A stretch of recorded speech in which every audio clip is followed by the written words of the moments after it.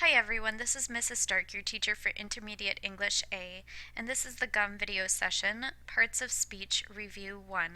We are going to have one Parts of Speech review for this quarter, and we'll do a second part of speech review next quarter for quarter 2. The learning goals for this lesson are for you to be able to identify what a noun, pronoun, and verb are. The materials you'll need, again, as always, are the Green English Language Handbook. And please open up to page 51 and follow along. And then the assignment alert. For this lesson, you'll just be writing down one or two sentences at the end of this session. So be ready to type them up either on a word processor program on your computer, or you can write them directly on the Google Doc form. And you will need to submit that Google Doc form at the very end of the lesson when you're done with the sentences at this link here. You can find this link either in the information underneath the YouTube video. It'll be in the PowerPoint on my Moodle page. And then you can also find it in the weekly overview for this week. And I'll give you a second to grab your book, open up to page 51. If you need to pause it, if you need a little bit longer, go ahead and do so now. Okay, getting into the lesson. This is going to be set up just a little bit different than our other lessons usually will be, but we're just going to kind of quickly go over and review this information so that you have a basis for when we get into the other information, the other lessons this quarter. And these are things that you may have studied earlier in previous grade levels. First of all, we have nouns. Think back maybe from what you've learned or maybe heard of before. What do you think a noun is? I have a first hint here. Check out these three pictures. Think about what these pictures are showing you. See if you can guess. Then I have a second hint. Look in the book that you should have open now on pages 51 to 52. See if you can find the definition for a noun. So you may have guessed right, a noun is a person, place, or thing. And here are our pictures again. The examples are a person. We have, in this example, a boy or girl or students. Those could all be different nouns. For a place, our example is the Sculpture Garden in Minneapolis, or we could say a park. Those are also types of nouns. And then we have a thing, and this picture shows a ball or a soccer ball. There are many, many different types of nouns. Let's look a little bit and we'll look a little bit more in depth later on as we get into the quarter. Let's look at kind of a similar part of speech to noun. They're very closely related, but pronouns are a bit more simplified. So think about, what is a pronoun? I want you to look at this first hint for this sentence here and think, does this sentence flow well? Caitlin and Liam are studying for Caitlin and Liam's math test tomorrow. Caitlin loves math, but Liam isn't too confident. How would you make this sentence flow better? The words you replace Caitlin and Liam with are called pronouns. The second hint for you is to check out, again, your English Language Handbook on page 58. You can pause the recording if you need a moment to take a look at that.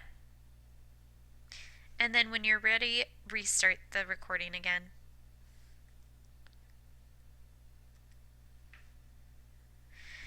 So if you've checked out your book, pronouns are a word that replaces a noun. So let's look at this example and see how it flows better. Caitlin and Liam are studying for their math test tomorrow. There is an example of a pronoun. She, which is replacing Caitlin, loves math, but he, which is replacing Liam, isn't too confident. We need pronouns so that our sentences, our writing, isn't repetitive and choppy, and it just reads better, yet still makes sense to us. So you use these in everyday speech, so just consider this. Keep them in mind as you're writing. Okay, we're going to move on now to our third part of speech for this quarter, and it is the verb. You might also recognize this term and what it is from earlier years. Think about what is a verb. I have some very similar pictures here.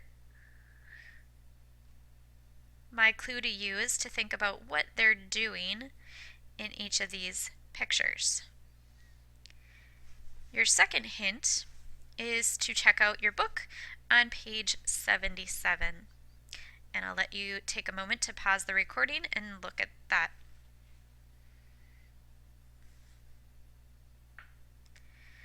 All right, let's look at what a verb is. So a verb shows an action. It shows something that people or things maybe are doing. So the boy and the girl, or the students, are studying or learning. Studying and learning are two verbs. These two people are at the sculpture garden and they're playing. Playing is a verb, it's an action. And this man is kicking a soccer ball. Kicking is our verb here. That's what he is doing. There are many different types of verbs, and we're going to get more in depth with these verbs as we go through the year. But just to give you kind of a basic overview of the verbs here, they can do many different things. They can show ownership, they can help another verb, or they can show a state of being. So for example, ownership verbs, you can check those out again on page 77. They just tell us that someone owns something, or something owns something else, or maybe a pet owns something. She has a soccer ball. Doesn't really show an action, it just tells us that she owns it. Jamal owned a teddy bear when he was young. Helping verbs, check that out on page 81. Helping verbs go with another verb that shows more of an action. They just add more information to the main action verb. So notice in this sentence it says Amy must win the race. So must is a helping verb, and it just helps add more info to the main verb, win. I have been traveling all over the US this summer. So have been, those are two helping verbs in this case, and they're giving more exact information about the time when this person has been traveling. Then we have state of being verbs or linking verbs. This you can check out on pages 92 to 93. And they just show that something basically exists. It's there, or it connects two different things that equal each other. So that's why I put these equal signs underneath the state of being verbs. So Sylvia is or equals a pianist. That's how you would describe her. Benjamin Franklin was a great man. That's how you would describe him. Now, what I would like you to do is stop and think about these three terms, and I want you to write one or two complete sentences about someone you know with at least one noun, pronoun, and verb in the sentence or sentences. And then make sure you label each of those terms within your sentences. So we have, for example, Seth was a college basketball player. He loved playing since he was a child. So notice how I labeled the nouns, verbs, and pronouns here. And then just as an assignment reminder, make sure that you are filling out and submitting this Google Doc form at this link, since it is part of your grade this quarter, and keep these parts of speech terms in mind. Otherwise, thanks for tuning in, and I will talk to you later.